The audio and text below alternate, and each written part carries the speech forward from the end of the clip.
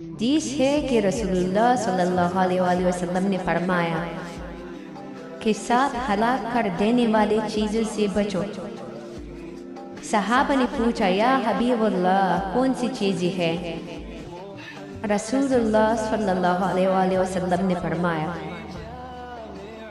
Number 1 شرک سے بچو، نمبر 2 مال کے حرص نہ کرو،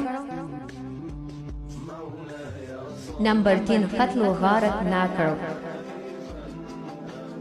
نمبر 4 سود نہ کرو، نمبر 5 یتیموں کے مال کھانے سے بچو، نمبر 6 معرکے یعنی جنگ سے مت بھاگو، اور نمبر 7 مومن عورتوں پر تہمت مت لگاؤ۔ اگر ویڈیو پسند آئے تو لائک، شیئر اور سبسکرائب کریں۔ شکریہ۔